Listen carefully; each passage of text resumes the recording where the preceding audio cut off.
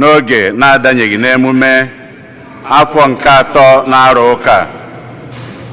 Igbo Catholic Community ji obi aṅụrị ekene ezinụlọ anyị niile na ndị ọbịa niile nọ ebe a tata na ndị niile nọ ebe dị iche iche n'akụkụ ụwa niile anyị na ha ga-achụ aja Maasị tata.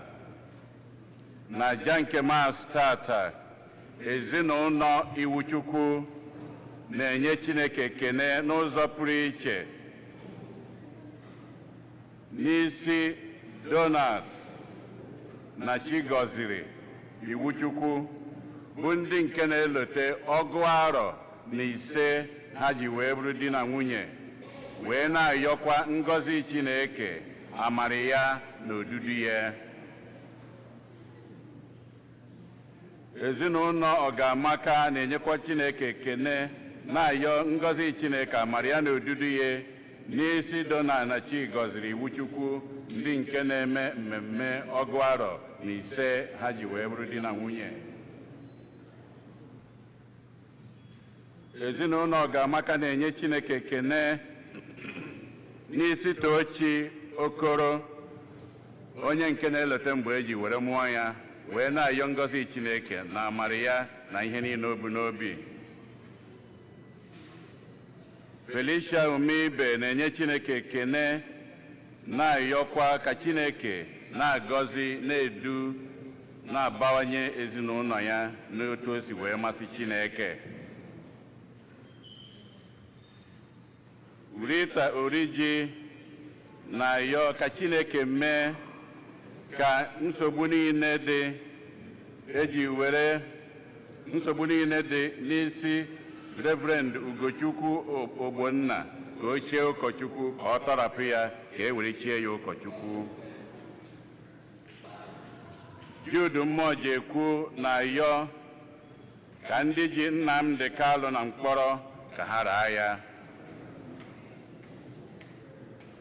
Luiza na Chizoba Irechukwu na-enye Chineke ekene maka nwa ha nke a ga-akpọbata n'ụlọ ụka tata, Jason Munachimso Irechukwu.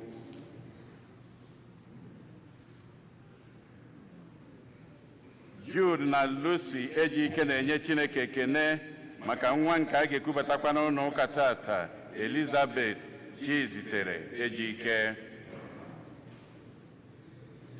Helen Egbuniwe na-ayọ ngọzi Chineke, amara ya n'isi Frank Okoye na Mama Jo Agwenu Mercy Obuteakụ Okoye, ndị nke na-elote mgbe eji were mụọ ha. Ezinụlọ Ọgamaka na-ayọ ngọzi Chineke, amara ya na odudu ya n'isi Akụnna Emechete na-eme mmemme mgbe eji were mụọ ya.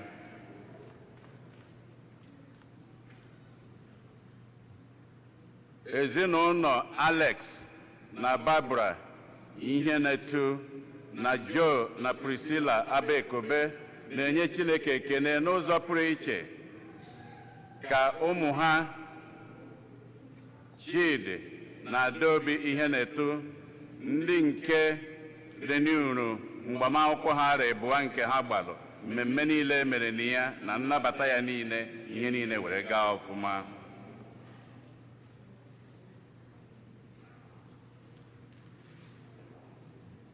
Helen Egbuniwe na-enye Chineke ekene n'isi nwa nwa ya Sara Nnedimma Ekweọgwụ, onye nke a na-elote 2 eji were mụọ ya, wee na-ayọkwa ka Chineke na-agọzi, na-edu, na-agbaziri ya. Anthony Ikebudo na-ayọ ngọzi Chineke ka ndị niile kwere na Chineke n'obodo anyị bụ na Naịjirịa, ka Chineke nye aka chekwaba, na-edu, na-agbaziri Peter Obi. Onyebuchi na Chinyere Nwanze na-enye Chineke ekene n'isi nwa ha nwanyị Chinemerem Nwanze, na-ayọ ngọzi Chineke, amara ya na odudu ya oge ugbu a ọ na-elote mgbe eji were mụọ ya. Austin Obika na ụmụ ya na-ayọ maka mkpụrụ obi nwunye ya Ngozi Obika, wee na-ayọkwa ngọzi Chineke na amara ya na ududu ya n'isi ezinụlọ nke ya na ndị enyi ha niile. O si na Edith Chuke na ezinụlọ ya na-ayọ maka mkpụrụ obi nwa ha nwoke Valentine Izuchukwu Chuke. Ezinụlọ Ogoke na Ejike na-ayọ maka mkpụrụ obi Luke Sunday Ejike. Edi na Angie Enwedo na ezinụlọ ya na-ayọ maka mkpụrụ obi Justina Mgbafọ Ego Igwe Enwedo. Kate Okoye na-ayọ maka mkpụrụ obi nwanne ya nwoke Charles Onyebuchibe na nwanne ya nwanyị Sabina Oji, ka mkpụrụ obi ndị a niile nwụrụ anwụ anyị kpọpụtalụ ka mkpụrụ obi ndị niile kwenụ gara aga. Onye isi nchụaja na aja nke Maasa tata bụ ụkọchukwu anyị Jude Umeobi. Kịta ka anyị were aṅụrị na okwukwe tiekọta ọnụ na ukwe.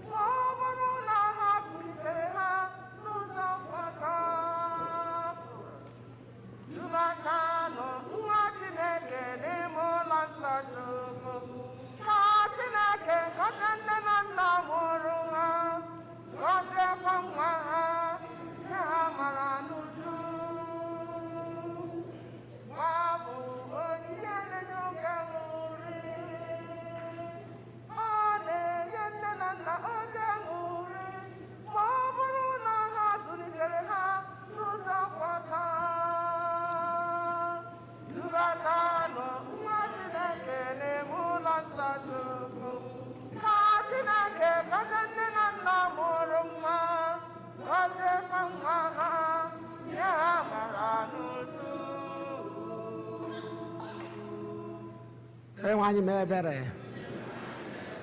Kristi mebere enwanyi mebere Chineke na jikere dị ebighị ebi. A na-enye ekele maka ezinụlọ bụ ndị ji okwukwe wee bịa n'ụlọ nsọ gị n'ụbọchị tata wee na-ekwupụta nwa ọfụ nke inyere fa. Anyị na-ayọ ka isi n'aka nzukọ gọzie ụmụaka ndị a ndị ekutere gị n'ụlọ nsọ gị n'ụbọchị tata. Gọzikwazi ndị nne na nna na ikwu na ibe na mmadụ niile. Ụmụaka abụrụ ndị ngọzi nke Chineke ga-edu ụbọchị ndụ fa niile, bụrụkwazị ụmụaka ga-ewetalụ ndị mụrụ fanụ na mmadụ niile obi aṅụrị.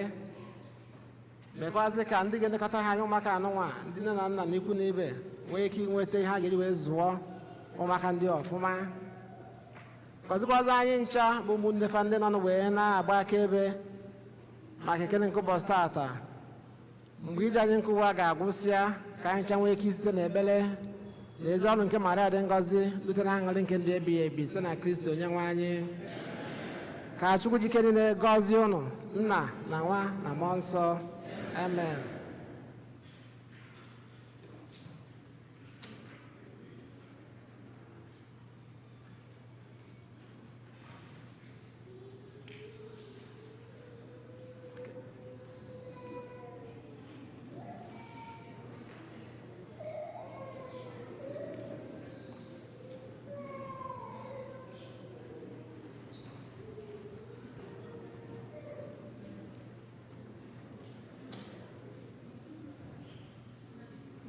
Nna na Nwa na Mmụọ Nsọ.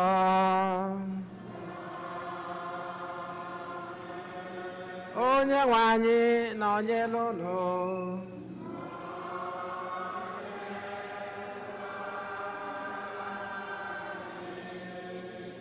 Ụmụnne na Kristi, anyị ezukọgo ọzọ ife Chineke anyị ofe n'ụbọchị taata. Ha gbapụtagoro anyị ndị na-ayọ ka anyị lụta ha n'ụzọ pụrụ iche. Ngwanụ ka anyị tinyezie mba anyị ndị ọzọ n'emume Eucharistia nke ụbọchị taata.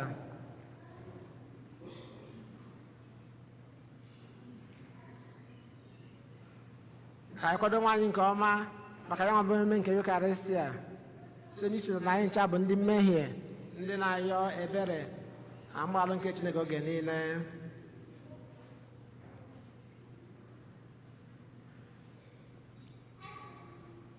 Onye nwe anyị mee ebere. Kristi mee ebere. Onye nwe anyị mee ebere.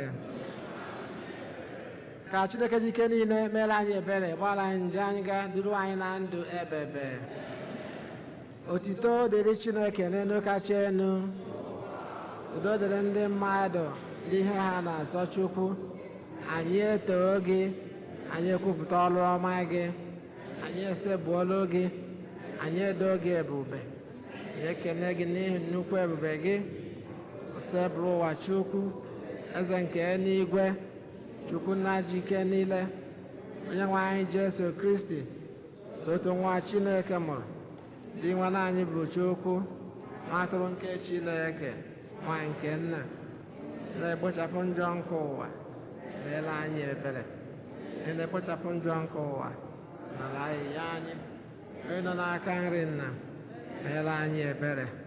N'ihi na sọ gị dị asọ, sọ gị bụ dị nwenu, sọ gị o Jesu Kristi kachasị elu, ele Mmụọ Nsọ, ebube nke Chukwu nna. Amen. Ka anyị rịọ arịrịọ. Chineke pụrụ ime ihe niile, onye dị ndụ ebighị ebi, afọ ọma ị na-emere anyị karịrị ihe ọbụla anyị kwesịrị ka emere anyị, ma ọ bụ ihe ọbụla anyị pụrụ ịtụ anya na a ga-emere anyị. Anyị ji ume a na-arịọ gị ka ị gbaghara anyị mmehie anyị niile nke na-anyịdo anyị n'obi. Biko nyekwu anyị ngọzi gị dị iche iche nke anyị na-apụghị, nke anyị na-enweghị ike ịrịọ gị, site na dị nwa anyị Jesu Kristi nwa gị, onye gị na-adị ndụ na-achị ịdịkọ n'otu nke Mmụọ Nsọ Chukwu site n'ụwa ta ụwa niile. Amen.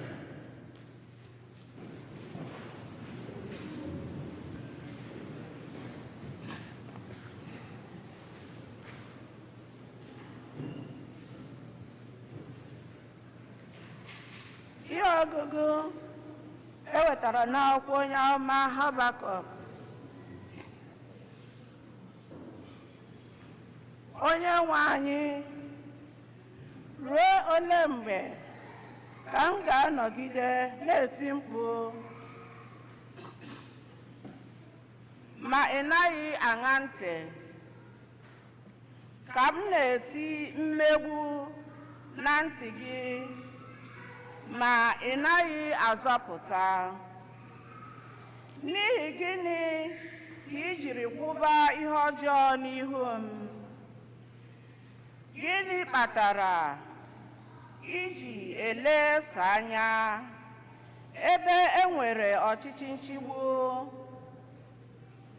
Oke iwe na ihe ike mbibi bụ sọ ihe m na-ahụ. Iwe na ọnụma na obi abụ otu na-abawanye. Onye nwe anyị were zaa sị, detuo ọhụ nke a n'akwụkwọ, kanye ya na mbadamba nkume ebe a ga-agụta ya nke ọma. Ebe ọ bụ na ọhụ nke a nwere oge nke aka ya, mmezu ya ga-abịarịrị. aghụghọ ọbụla adịghị na ya. Ọ bụrụ na mmezu ya ji nwayọọ bịa, were ndidi chere ya, maka na ọ ga-abịarịrị. Lee ka onye obi ya na-akwụghị ọtọ si atụ uche, ma onye ezi omume jiri okwukwe biri. Okwu nke ose bụrụ ụwa.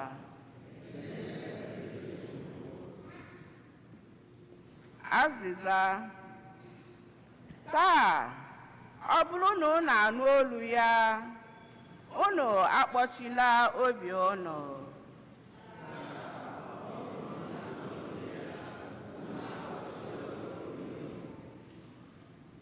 Taa, ọ bụrụ na unu anụ olu ya, unu akpọchikwala obi unu. Taa, ọ bụrụ na unu anụ olu ya, unu akpọchikwala obi unu. Bịanụ ka anyị kwere Onyenwe anyị ukwe aṅụrị, ka anyị too nkume nke nzọpụta anyị, ka anyị were inye ekele kpọrọ ya isi ala, bịakwa were obi aṅụrị bụọrọ ya abụ ọma. Unu akpọchikwala obi unu.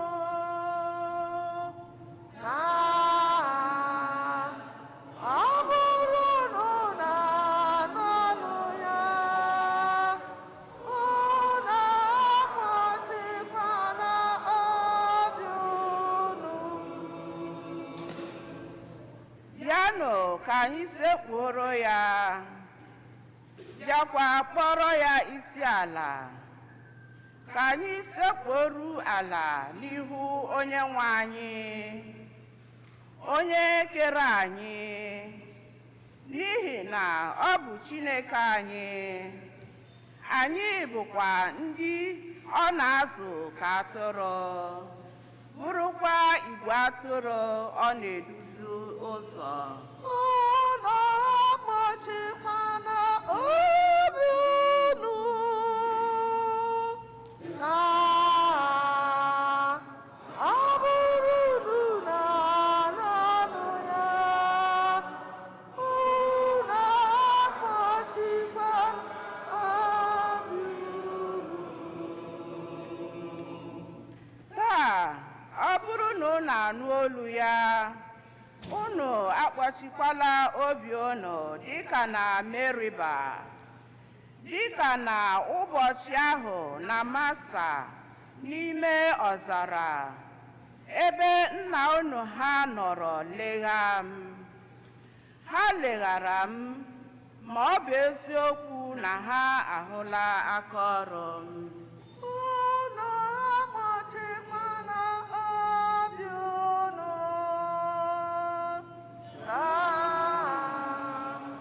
Ọ bụrụ na unu anụ olu ya, unu akpọchikwala obi unu. Taa, ọ bụrụ na unu anụ olu ya, unu akpọchikwala obi unu. Ihe ọgụgụ ewetara n'akwụkwọ ozi nke abụọ Pọl degara Timoti. Ana m echetara gị ka ime ka onyinye amara ahụ nwụrụ ọkụ, onyinye amara ahụ Chineke nyere gị mgbe m bikwasara gị aka n'isi.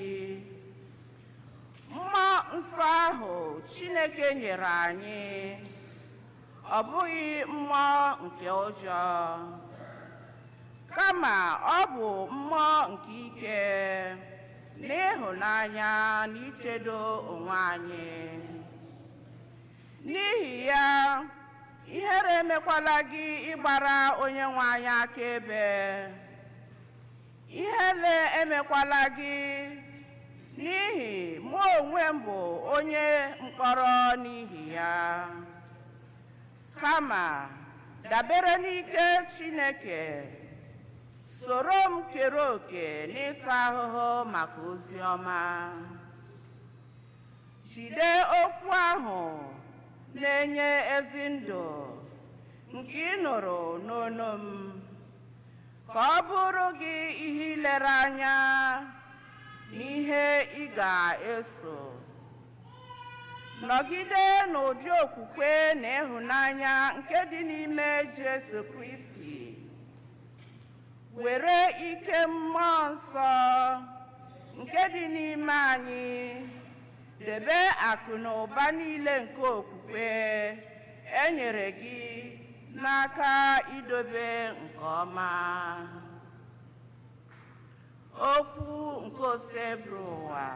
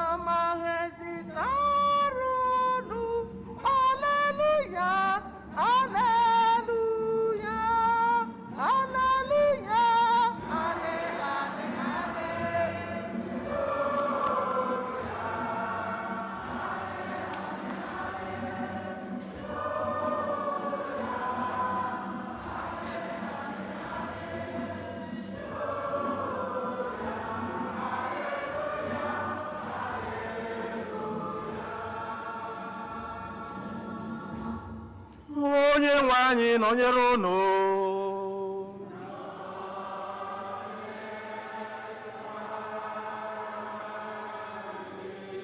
Ihe ọgụgụ nke a si n'ozi ọma dị asọ nke Luku dere.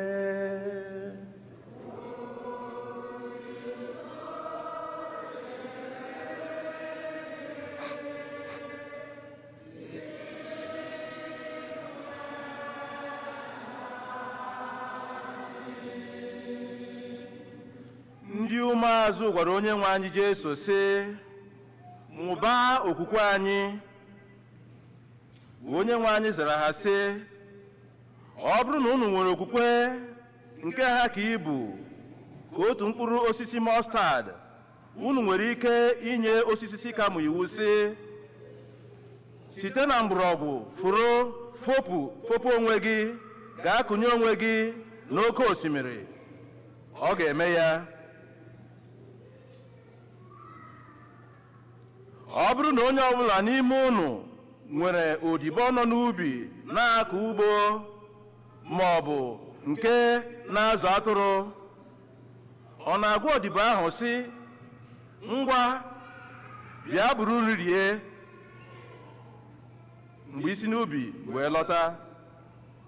Mba, kama onye ahụ na-asị ya, mee ngwa doziere m nri anyasị ka m rie, yikwasị akwa ije ozi gị n'ukwu, guzo ijere m ozi na nri ruo mgbe m rijuru, emesịa ị ga-rie nke gị. Ọ dịghị enye odibo ahụ ekele ọbụla n'ihi na o mere ihe o kwesịrị ime.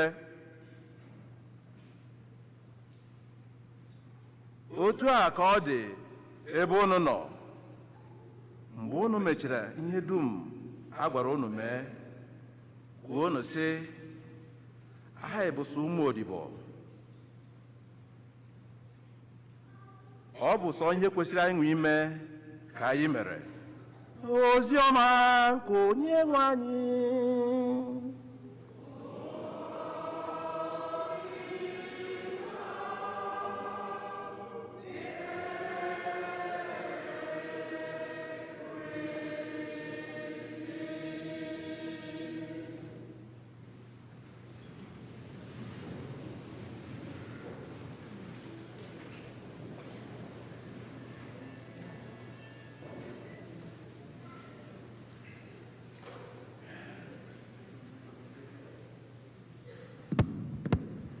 Otodunu Yesu.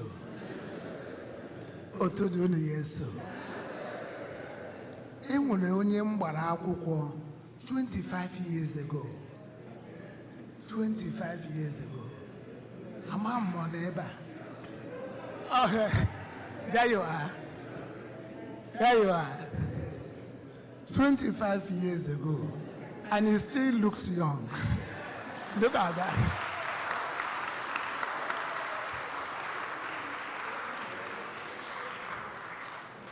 You see, this Queen Ambassador, the sacrament works, and you are still together, 25 years.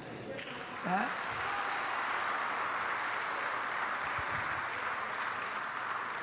Ele where are the bambinos? Bambino patrana here. Ele ha. Okay, here we are. After 25 years, we have a tall girl. And the other one over there. And the other one over there. Nah, Chukwekene.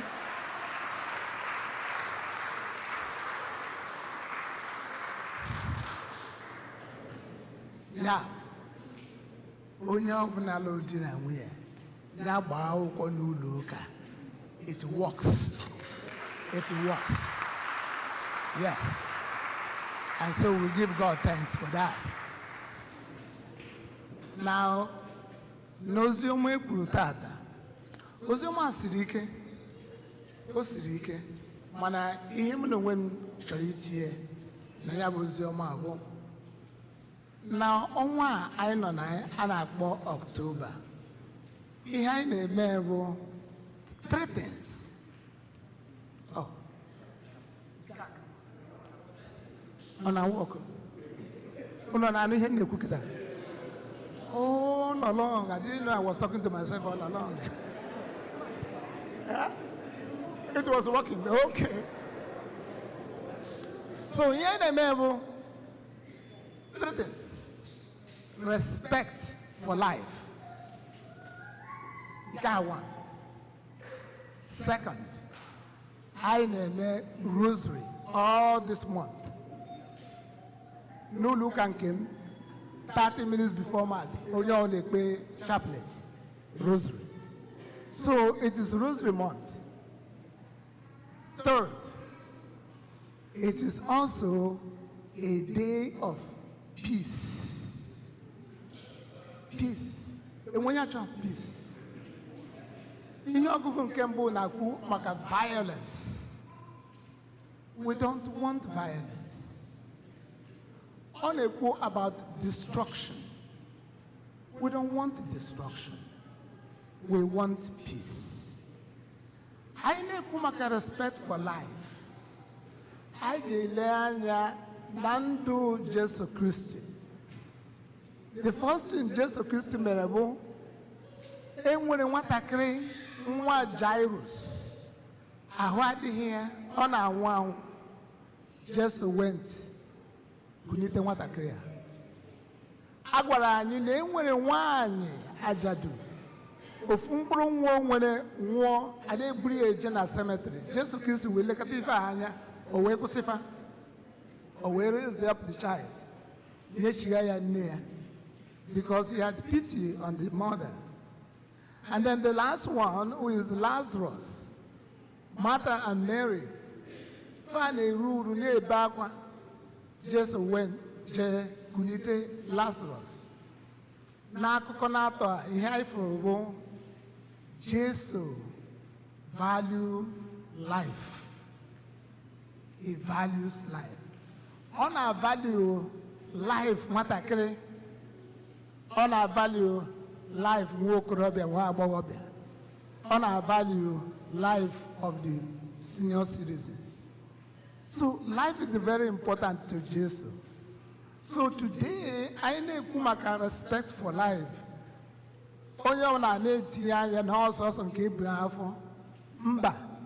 What Jesus respects is life from womb to tomb.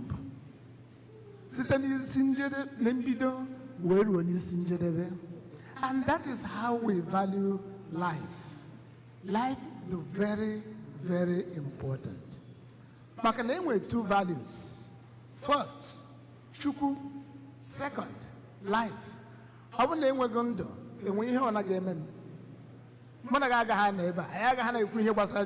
there is no life. So life is very important to us.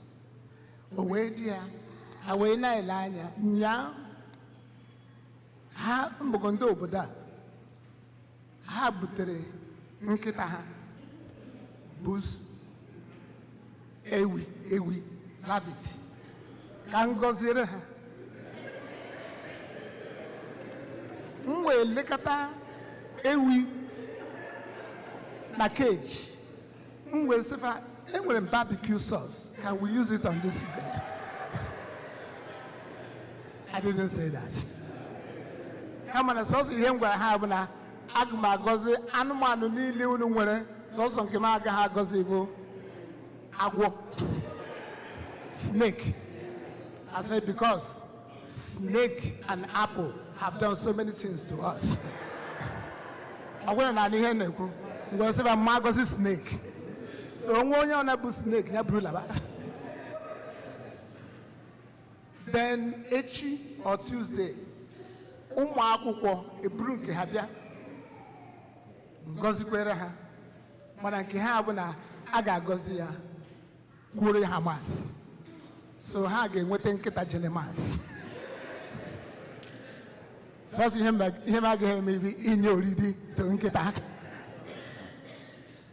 However, the truth there is ha na-ekwu respect for life. Even for dogs, for animals. So we have to take care of animals. And from time to time, as I said, I show destruction. When I know this hurricane, a decisive obodo. One particular city, how wipe her out. No more than Wednesday. Animal and waste properties are here. And we live in what is causing all this? Well, by the na Yoruba, and when Indo Nigeria we have a reserve, forest reserve. And the one thing then a forest reserve is about lumber. Just the that forest reserve and has served that purpose because it will just know for lumber. So what is happening? What is happening, bro? I wish you see hurricane land here to try wipe out. Hurricane land the opposite gonna wipe out the trees. There's no trees, so you wipe the human beings. You see? So we have to take care of our nature, our resources. I'm unable to bend you to house again. You will tell Moses in 1 week. When I make you say, we leave our nature a little bit bare to the point where destruction is now on us.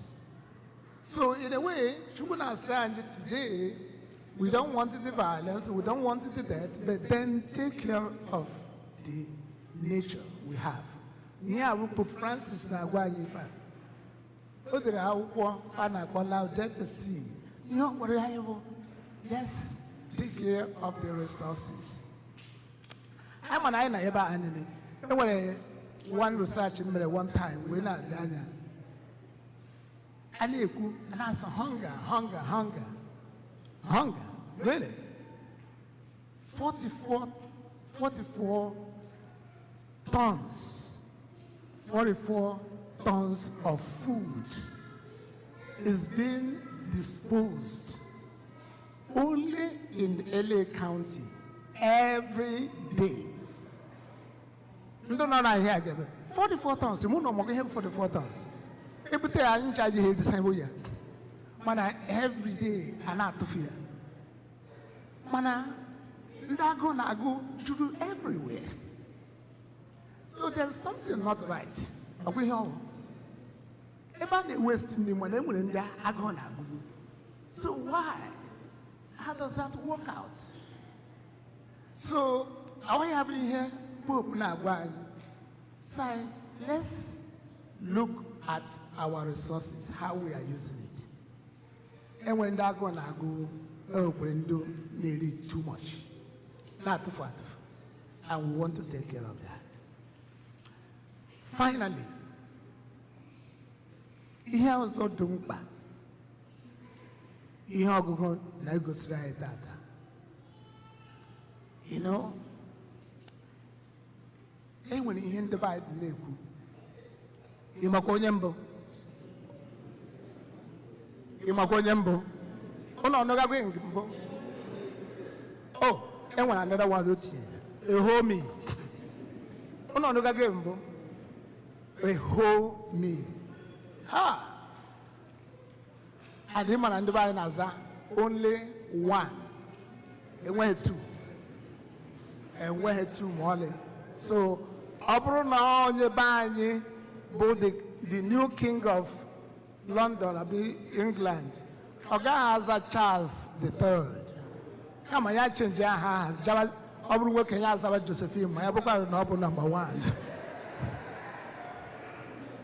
My number one. Ihe ọgụgụ wee gwa anyị tata wee sị anyị na diokpa dịbụ n'ụlọ ga-alọta. Meanwhile, onye nye na ebi ejego ọrụ rụọ ọrụ rụchachachasịa ọchịgata azụ ya sị ịmakwa na ọmụ abụ dịbụ n'ụlọ jee ka isiere m nri. Instead of ịgwa onye rụrụ ọrụ lọta si ya ewu ele otu mere nga ewetara gị mmiri nga ewetara gị ọkụ ka ihe ịchọ ka m mere gị mba ya sị makwa na ọmụmụ nwe ebe a. By the way, I don't use deep noodle. When I use deep noodle, I don't really mean a man. It could be a woman too, because when I'm one, you are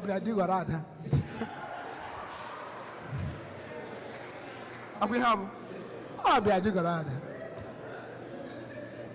so when I put the head of the household, that doesn't really mean in wake. It could be a woman. So whoever has the powers, whoever is in charge. So onye cause just blotter. Ogwaya say, "Oh, mob number one. Jeki jekutere mini. Jeki jewetere mini. Ona adro. How was the work? So today, Bible will say, number one. Thank you for giving me the opportunity. Because if I was a member for even the family child, you wrote 2 years ago. He wrote 3 years ago. He wrote 20 years ago. He listened big a chef 5 years. He wrote 3 and he wrote 3 and he wrote 3 and he wrote 3 and he wrote 3. He just kills him big a chef see if another thing, you always remember what you did for the other person. But what the other person did for you, what happened to that? So we always remember how good we were. We never remember how bad we were. And so the Bible says today, when you do what you're supposed to do, just thank God you have done your job. Okay? Obezoku no menala ba ife asewo nwa nne na nna azụzịa nwa azụma nne na nna ọkwa ihe ọ bụ omenala anyị anaghị m agwa ụlọ ụmụnna ha ụlọ nọ na America. It doesn't work. Is it working or it's not working? It should work, but it's not working.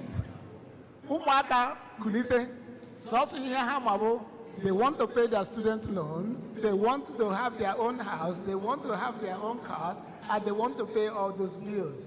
They're taking on immediate list. So that is very important. But then, this is what is important. The Bible says, you have done your job, and that is the end of the story. And your own consolation is you have done a good job. You have responsible children. Let them take care of themselves. Meanwhile, continue to take care of yourself. Just take care of yourself.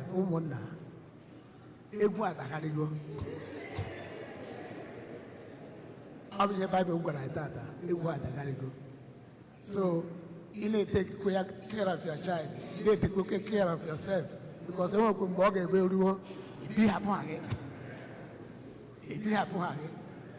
if you put all your egg in one basket, you take 3 eba, you take 2 eba. For yourself, for your retirement, for taking care of yourself. But meanwhile, make sure you do your job and raise a wonderful kid. Sacrifice for them. Otito do the yes.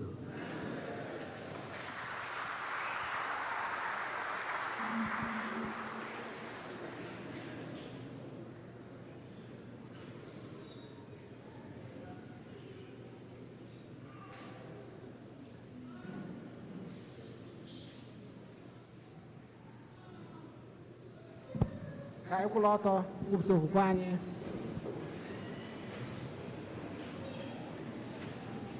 Ekwe m n'otu Chineke.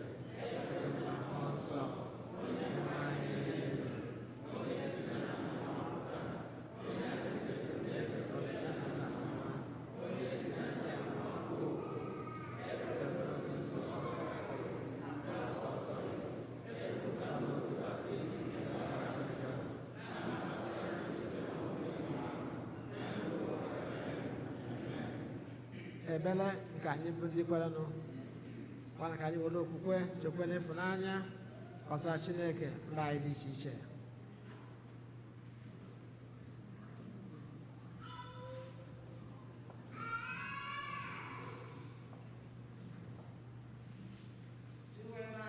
Arịrịọ anyị maka ndị ndu nke nzukọ Kristi na ndị otu Kristi niile ndị na-agbasa okwukwe n'akụkụ ụwa dị iche iche ka mmụọ nsọ na-agbaziri ma na-echedo nzọ ụkwụ ha oge niile. Anyị arịọ gị dị nwenụ maka ndị ọchịchị n'ụwa niile, ka mmụọ nke Chineke na-agba ha ume mgbe niile, ka ha na-akwalite ọnọdụ ndị ọha mmadụ, ọkacha ndị na-ata oke ahụhụ n'ihi agha. Anyị arịọ gị dị nwenụ. Maka ndị niile bi n'ime obodo, ọkacha ndị na-enweghị mmiri ọṅụṅụ, ndị nọ n'ụkọ ihe oriri, ka enyemaka Chineke na nke anyị nyere ha aka ịgbanwe ọnọdụ ha ma wedebe anyị nso na Chineke. Anyị arịọ gị dị nwenụ.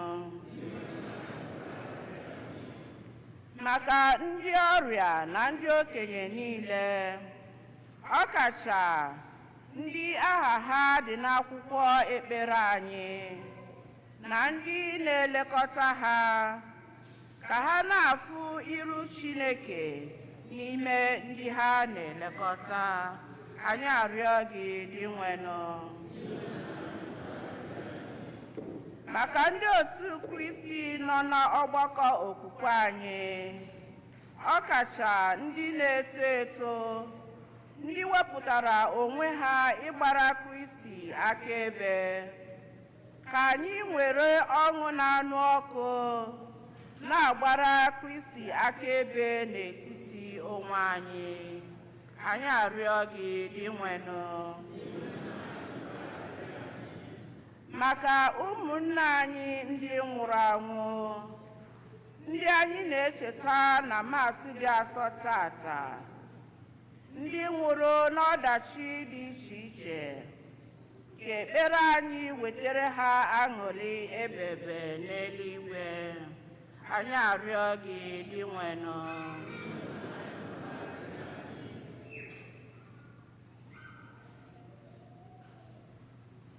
ebe dị ime obi ka anyị kụziri Chineke mba anyị ndị ọzọ dịgasị iche iche.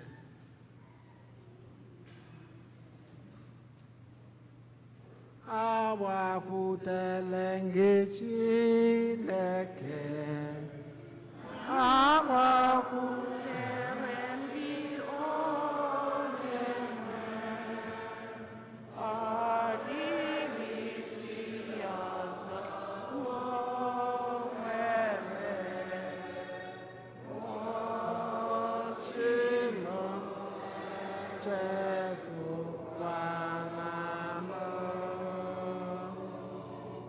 Amen.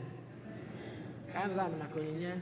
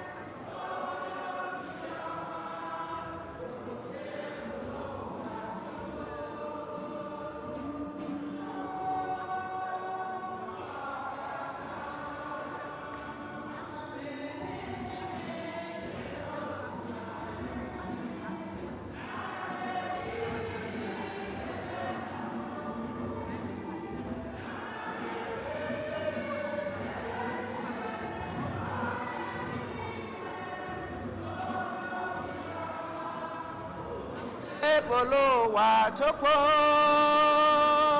chopo akaka Chineke na-eme imela ekene dịrị gị onye ọma.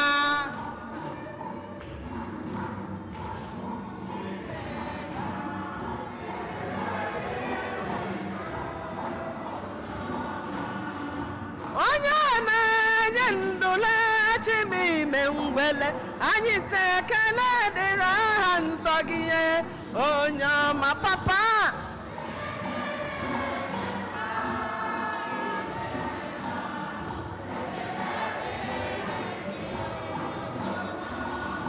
Ndị nyere ndụ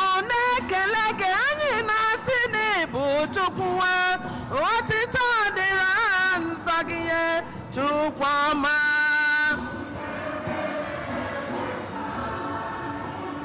Imelo.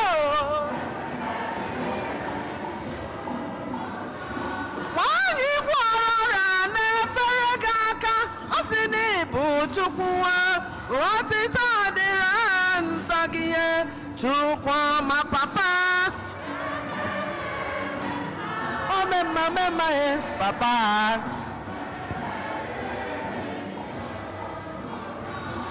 Nwanyi ruru ọbara metụrụ gị aka ya na ọ sị na ọ dịwo mma nna m, ekele dịrị nsọ gị, onye ọma Chukwuma.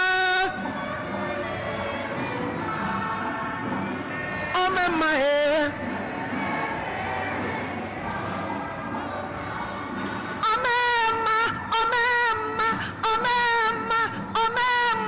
Chukwu, otito dịrị nsọ gị, onye ọma papa. Imela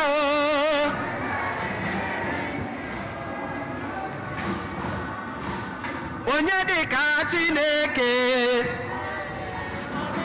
ọ sị m onye dịka Chineke m, mmanụ ọbụla adịghị ka Jizọs, ịmana nwanne adịghị ka Jesu m, ikwu na ibe m adịghị ka Jizọs. Onye dịka Chineke, ahụ onye dịka Chineke, onye ahụ onye mezi ndụ m, onye ahụ nyere m ezi ụmụ nwoke. Tụwara ya mma, tụwara ya mma, eze Jizọs.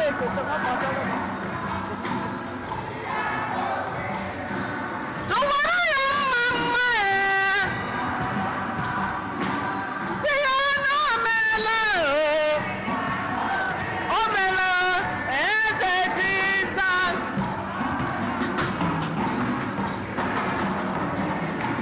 Gbawara ya uri ọma, gbawara ya egwu ọma, eze Jizọs. Si ya na o meela, kene ya na o meela, eze Jizọs. Tụwara ya mma, ka anyị tụwara ya mma,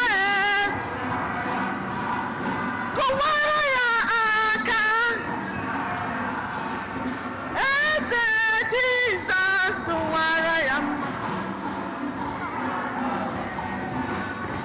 Chineke nke igwe, eze, ị na-apụtara Jizọs mgbe ụmụ nọ na nsogbu,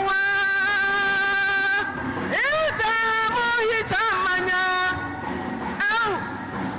Ekele maka m ji bịa ọdịda, tita maka m ga-enye gị ya papa, abụ ndị nsọ ka m ga-abụ, chimidi ngozi na ịdị ukwu, gbara mmehie bụ Chineke, ka m keta oke n'ime gị, ọkwa gị, ọkwa gị, ma lelelelelelele, n'iru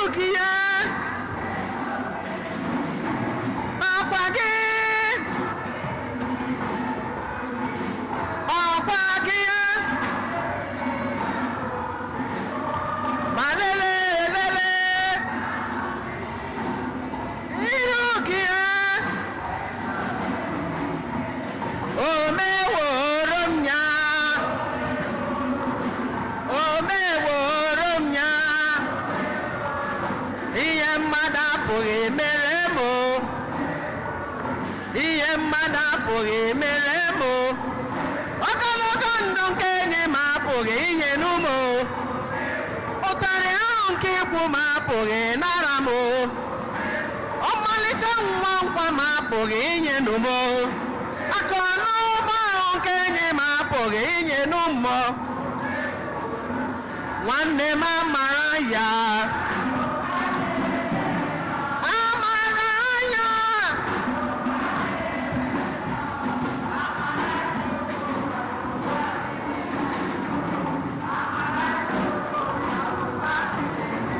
nwanne m amara ya amara ya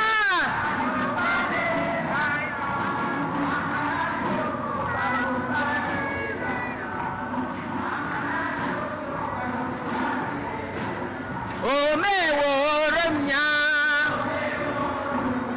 o meworo m ya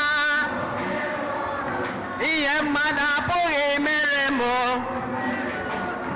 ihe mmadụ apụghị mere m ogologo ndụ nke enyi m apụghị inye n'ụmụ ọnwa na-abịa nke ikwu m apụghị inye n'ụmụ ogologo ndụ nke enyi m apụghị mere m ịmanụ ụtarị ahụ nke ikwu m apụghị ịnara m o mewo ya nwanne m amara ya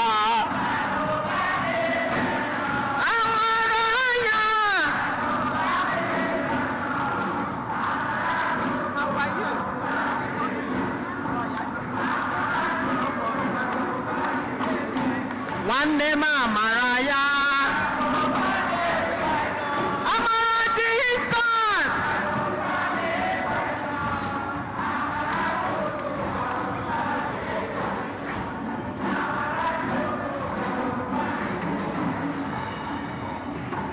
onye ọma onye ọma onye ọma eze Jizọs onye ọma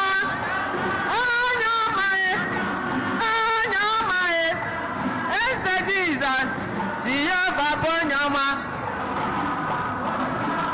Chineke bụ onye ọma mụ onye na-eme mma bụ onye ọma mụ ikuku ọma n'ọnya bụ onye ọma mụ ọsị nwa dịrị nne bụ onye ọma mụ onye si m agaba na m atụ n'ụjọ onye ọma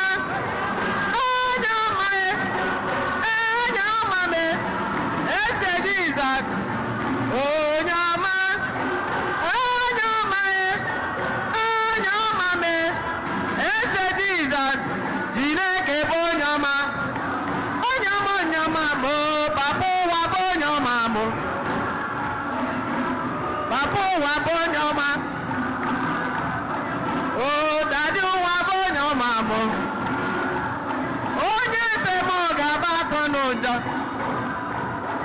onye na-enye nwa bụ onye ọma mụ onye na-enye ndụ bụ onye ọma mụ ọsị nwa dịrị nne bụ onye ọma mụ Chukwu na-agwọ ọrịa bụ onye ọma mụ Chineke bụ onye ọma mụ papa ụwa bụ onye ọma onye ọma onye ọma mụ Chineke bụ onye ọma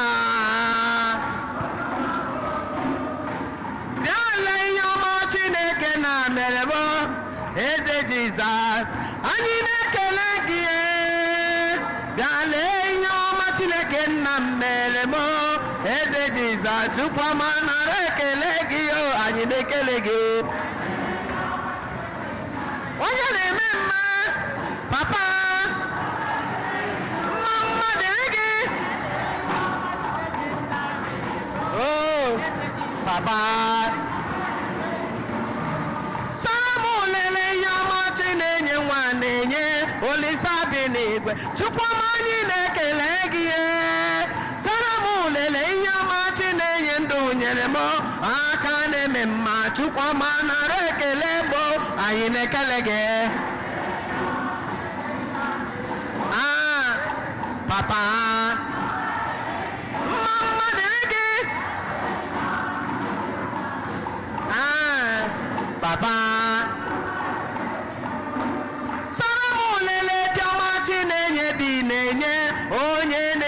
nwa Chukwuma anyị na-ekele gị benụrụ lelee nwunye Chinenye nwunye na-enye Olisa bi n'igwe Chukwuma nara ekele m anyị na-ekele gị onye na-enye tinye papa mma dịrị gị onye nyere nwunye mmụọ o nyere nwunye dị mma mbịa na olele nwa ọma Chinenye dị nyere m onye na-eme mma Chukwuma nara ekele m ihe ọma Chinenye mma mere m Olisa bi n'igwe Chukwuma nara ekele m anyị na-ekele gị onye na-enye di ya ọkwa gị nyere nwunye m papa papa ọma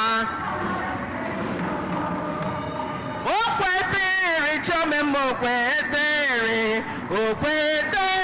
ka anyị nye ya ekele ọma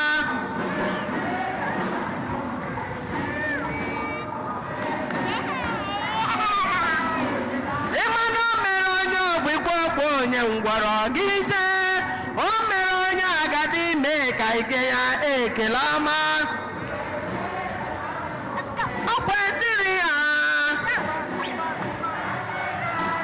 nwanne m nyenụ ya enye m nyenụ ya nwanne m nyenụ ya nwanne m nyenụ ya onye na-eme mma nwanne m nyenụ ya o mere mma anya nwanne m nyenụ ya onye na-eme ezi di m nwanne m nyenụ ya onye na-nwunye m nwanne m nyenụ ya ezinụlọ dị mma nwanne m nyenụ ya ekele ọma biko nye ya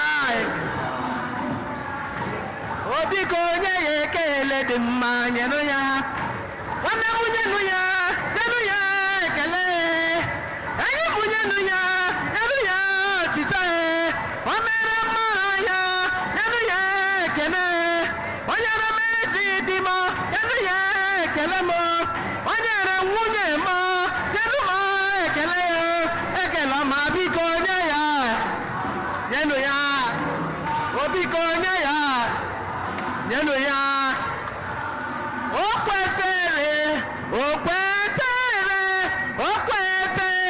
ka anyị nye ya ekele ọma o kwesịrị ya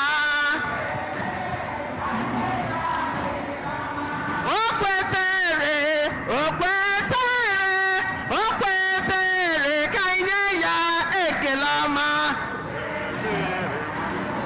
o kwesịrị anyị mụnyenụ ya nwanne m nyenụ ya anyị mụnyenụ ya nwanne m nyenụ ya biko nye ya ekele ọma nyenụ ya biko nye ya ekele ọma nyenụ ya ma nwa nganga n'ime Chineke nwanne m ọ bụ ya kacha mma mewe nganga n'ime Chineke nwanne m ọ bụ ya kacha mma onye na-eme ihe ọma n'ime Jizọs ile ebe nọ ị ga-amanụ ya nwanne m ọ gbara nganga bata na be Chukwu o mewe nganga bata na be Chukwu nna ilebe onye ahụ ị ga-ama ya Priscilla bụ nwa Chineke m Adaebe bụ nwa Chineke mewe nganga n'ime Chineke gị Chidi bụ nwa ngangale mewe nganga n'ime Chineke gị Abekobe bụ nwa nganga ebe nga n'ime Chineke m mewe nganga n'ime Chineke nwanne m bụ ya kacha mma mawa nganga n'ime Chineke nwanne m ọ bụ ya kacha mma ekwere ekwe na-ekwe ka mgbaba n'ime ya aga m ọdịrị ya ezi ndụ ndịrị ya ezi ndụ aga m nwoke n'ime ya nwanne m ga-akụ ọba elu ụwa ọ dị mma dị njọ ekwere ekwe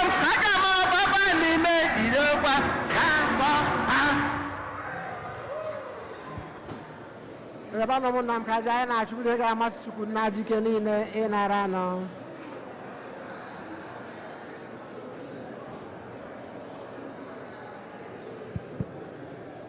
Amen.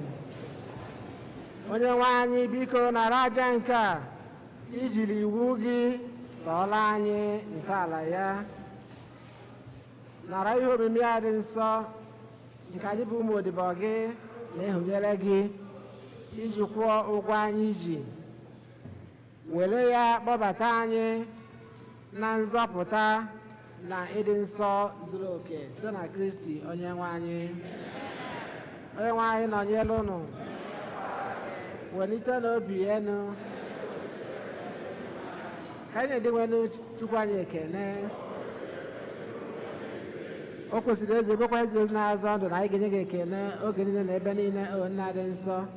Chineke jike niile ndị ụwa tụ ụwa site na Kristi dị nwere anyị, onye site n'obe ya na mbite n'ọnwụ ya zọpụta anyị na njọ na ọnwụ ebe ebe, sitekwa na ya gbabata anyị n'ọkwa dị otito ka anyị ji bụrụ agbụrụ ahụtara ahụta, ndị nchụaja nọ n'ọkwa eze mba dị nsọ, ndị Chineke nwetara onwe ya.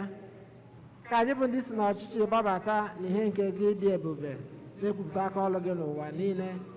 N'ihi nke a anyị na-eso igwe ndị mmadụ niile nke eluigwe na-eto ebube gị oge niile na ukwe na-asị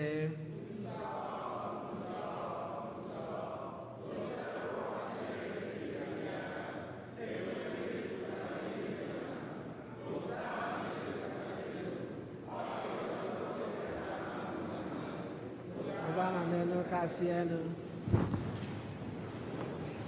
Anyị dị nsọ eze nsọ gị na-ede ihe dum nsọ anyị na ya ka ido onye ndị a nsọ site ịkwasa ha mmụọ gị ka ha wee ghọọla anyị ahụ na ọbara nke onye nwe anyị Jesu Kristi,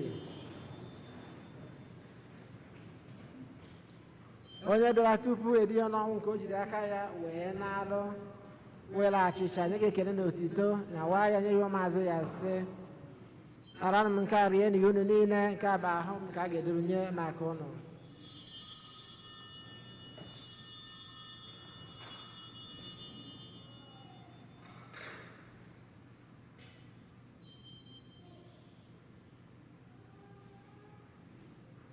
Etu akwa ka o si mee mgbe ha dịchara nye anyị asị o buru iko mmanya nyekwa gị ekele na otito bunye ya ụmụazụ ya sị, nara m nke a ṅụọ ya unu niile, nke a bụ iko nke ọbara m ka ọgba ndụ ọhụrụ dị ebe ebe a ga-agba ya n'ihi unu na n'ihi mmadụ niile ka wee gbaalụ njọ na-emenụ nke a na ncheta nke m.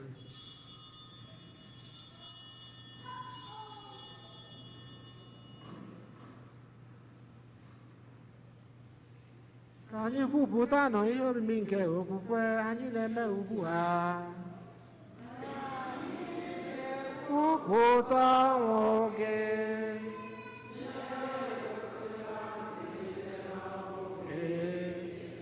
O Kristi,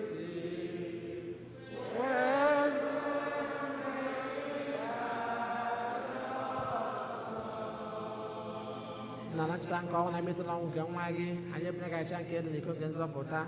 Anyị na-ekele gị n'ihi na ị kwere ka anyị dị mma ikwu n'ihu gị na-efe gị. Anyị ji ume anyị na-arịọ ka anyị bụrụ na nta ahụ na ọbara nke Kristi bụrụ otu na njikọ nke mmụọ nsọ. Nnachita nzukọ gị gazuru ụwa niile mee ka ịhụnanya gị jupụta ya. Gọzie Pope anyị bụ Francis na Archbishop anyị bụ Hosea na ndị ofe ụka gị niile. Chetakwa ụmụnne anyị ndị ji okwukwe wee gaa n'ezumike nke ọnwụ.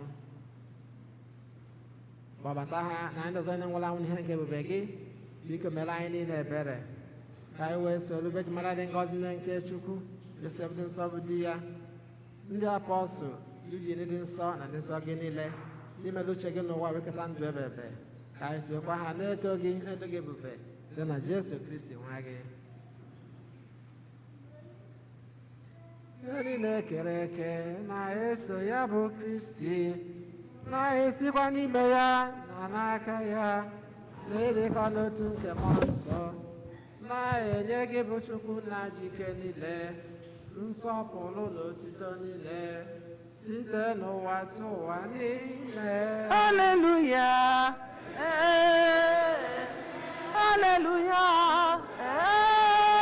amen, haleluya, amen, amen, amen. ka anyị gbara ekpere na nzọpụta anyị kụziri anyị wee gbakọọ Chukwu nna anyị nọ n'eluigwe dọdụrụ aha gị ọchịchị gị bịa uche gị n'ụwa esi eme ya n'eluigwe nke ụbọchị anyị ala anyị mmehie anyị ga ka anyị sikwa n'ime nna anyị ekwela ka anyị kwe na nranye zọpụta anyị anyị na-agago osebe ụwa na-ajụ ihe niile were ebere niile n'oge nke anyị site n'inye aka ebere gị ka zọpụta anyị na njọ oge niile anyị wee gbanaghị nsogbu niile were nchekwube dị nsọ na-atụ anya maka mbịaghachi nke nzọpụta anyị Jesu Kristi.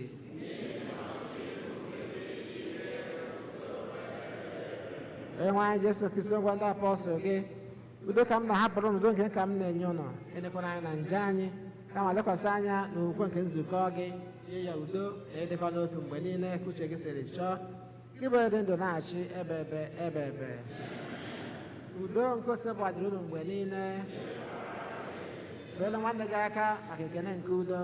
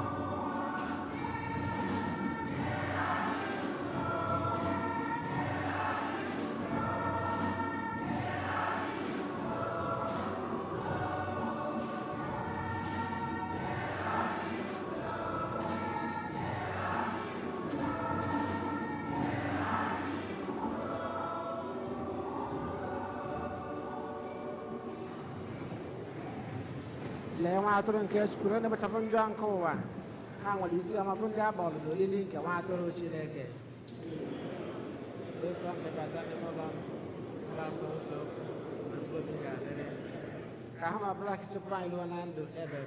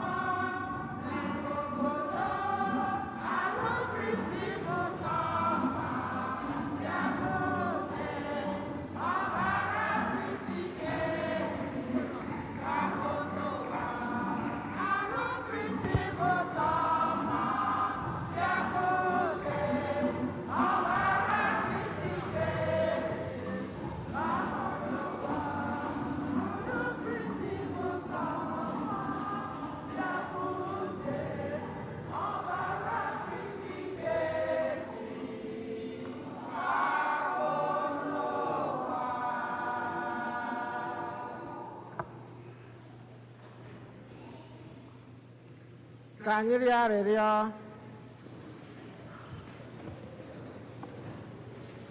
Chineke ji ike niile, anyị ejirila ihe ọgbụgba ndụ gị rijuo afọ, jirikwa ya wee ṅụjuo afọ. Biko anyị na-arịọ, mee ka anyị yie Kristi ahụ bụ onye anyị natalụ site na Kristi onye nwe anyị. Ka anyị nọrọ anị maka ịma ọkwa.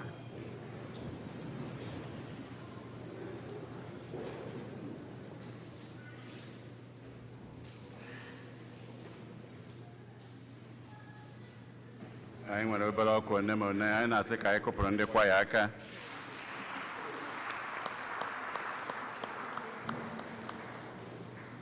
Ka anyị na-akụpụrụ ha aka ka anyị na-ekene Kalista Ebere Eze Okoye, onye nke na-elekọta ndị kwaya anya, oge onye isi anyị kwaya mistress Mr. Omeakụ anọrị ya. Anyị wee na-ekene ya ka o si wee jikọọ kwaya, ka anyị kụpụrụ ya aka.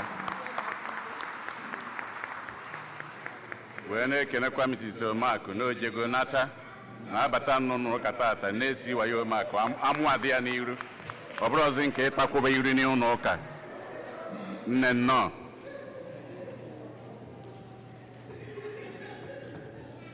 Ọ bụ nnukwu ihe obi aṅụrị bụ ụmụ anyị ndị nke bịara ikene Chineke tata.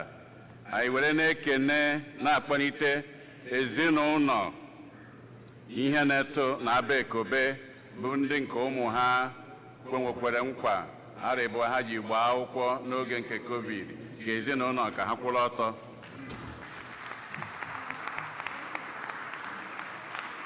Anyị na-ekene ụnụ, wee na-ekenezi ụmụ ha bụ ndị nke gbara akwụkwọ, na-ayọ ka Chineke etu o si jikọta ụlọ ọnụ, etu a ka o yi esikwa were na-edu unu wute amara ya niile ndụdụga ndụ wee ruo oge Chineke ya esi n'ozugo.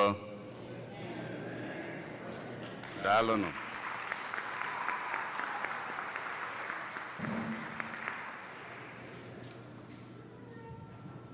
Ndị klas First Communion ha bido tata. Ọkwa anyị na-ama eri Mee maka ụmụaka na-akwado ịnata oriri izizi. Tata ka ebido klaasị ya. Ọ bụrụ na ga-esogo ha bido mana ifili gwenefọ gbaa mbọ kpọọ ndị na-afụ maka ya, ha ebidogo.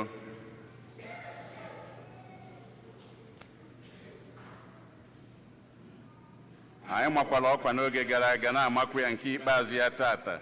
Ndị niile chọrọ ịbanye n'otu nke a na-ebido ọfụrụ Sacred Heart of Jesus and the Immaculate Heart of the Apostleship of Prayers. Ndị niile chọrọ ịbanye na ya otu a na-ebido ọfụ, ọ bụ Edith Chuke bụ onye na-afụ maka ya. Edith, biko kwụrụ ọtọ ka ha fụkwa gị anya. Tata ka anyị na-ama ọkwa ya ikpeazụ. Ndị niile chọrọ ịbanye fụnụ ya anya ka unu ya kpaa ka etu esi ebido na mgbe ya eji were bido. Daalụ. Ndị NIN National ID ha ga-anọ ebe anụnwa na Satọde anụnwa na-abịanụ dịka anyị si ama ọkwa ya. Ndị niile ya abịanụ, ọ bụrụ ikunye ebiaba, ihe agba mbọ fụ na ime na ihe niile agwa gị mee na kọmputa. Anyị tinyela akwụkwọ ya na bọọdụ ebe nụ, ewere na dị akwụkwọ iluo na bọọdụ, iwere foonu gị selu ya foto, ịnazie ime ihe niile ya eme maka ya na kọmputa. Oge ebe ahụ ka ya agwazi gị mgbe ị ga-eji were bịa na ihe ndị ọzọ si ya nụ.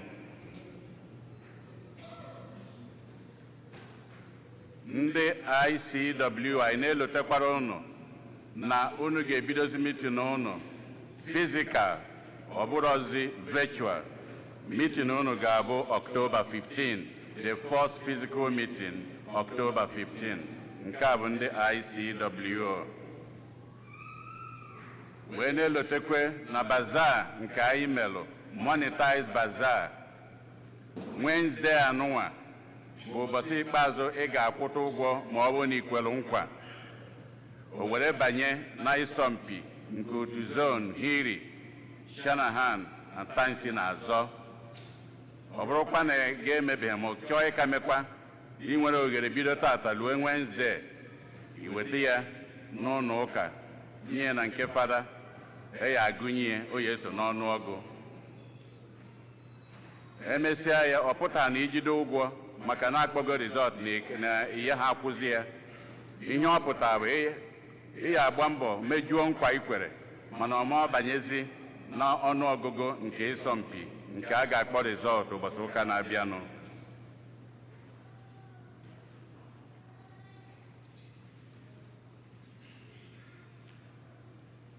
Kịtazi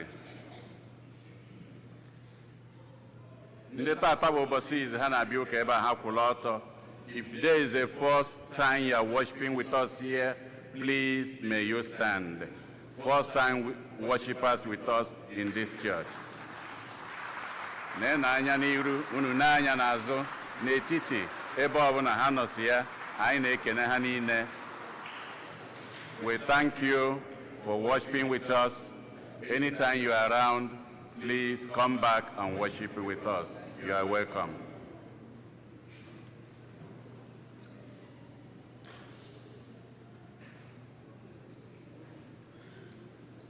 Kịtazi anyị na-ekene ndị ụkọchukwu ndị nke so anyị wee ka ụka tata. Anyị na-ekene ụkọchukwu Emma Ọkpara Ọcha, Major in the United States Air Force. Father, anyị na-ekene gị.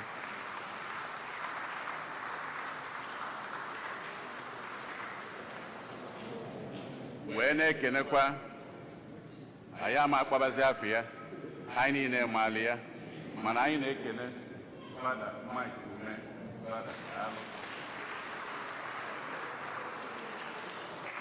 Ka anyị na-ekenekwu ya ka anyị na-ekene onye anyị nọ na biye bụ ụkọchukwu Jude Umeobi.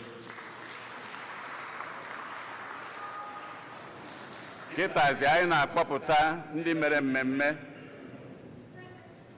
105 ha ji wee bụrụ di na nwunye wee na-aghọrị onwe ha ma ha na-aghọ aghọ niile aha ha gbasiri ike jidesie ya ike. Ndị nke na-eme ara abụọ ụnụ afụgo na ụzọ anụ a na a na-aga ya aga. So kịta anyị na-akpọlite ezinụlọ Donald Iwuchukwu ka ha pụta maka ngọzi.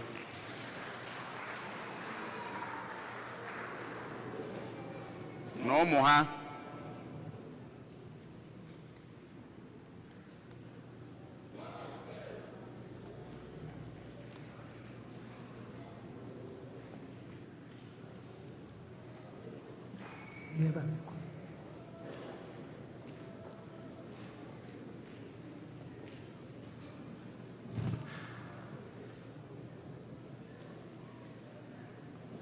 ihe mere na ọbụna 25 years ago ka mmadụ na-abụọ a gbara akwụkwọ na St. Jerome. So asị m na-ajụọ Donald ofu ajụjụ. Donald, do you continue to take Chi gọziri m.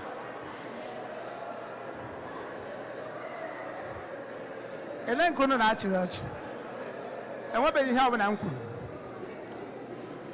Donald, after 25 years, do you continue to take sugar in good times and in bad, in sickness and in health, in rich and in poverty?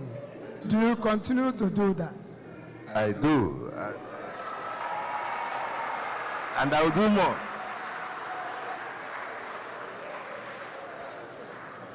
Chigo, after 25 years, do you continue to take Donald in good times and in bad, in sickness and in health, in rich and in poverty? Do you continue to do that? I do. In God we trust. Nke ya nwe hakwara bọtụ. Nke a nwekwara bọtụ.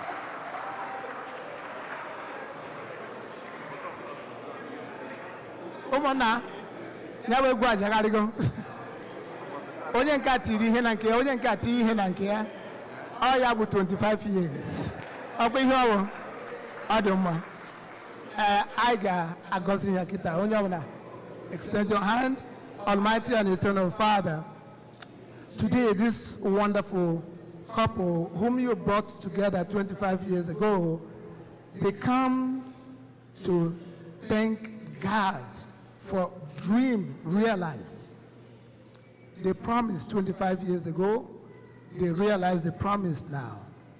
They hope 25 years ago to have children, now they have the children. Almighty God, we come to give you thanks for all the miracles you have done in the life of Donald and Chigo. We now ask you, Almighty God, to continue to bless them. Bless them with peace, bless them with love, and bless them with joy. We ask all this through Christ our Lord.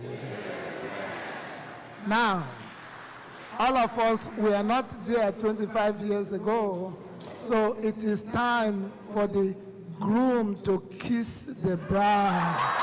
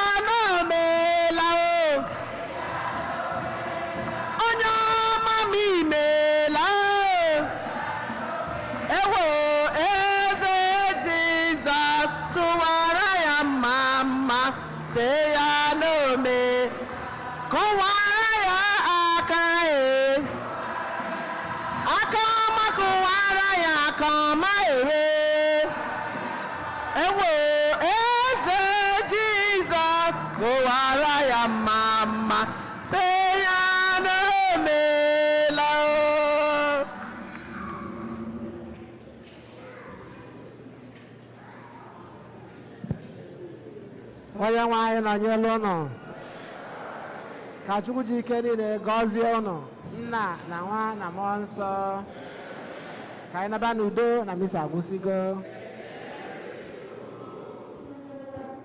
Atụkwasara m obi m o Chineke.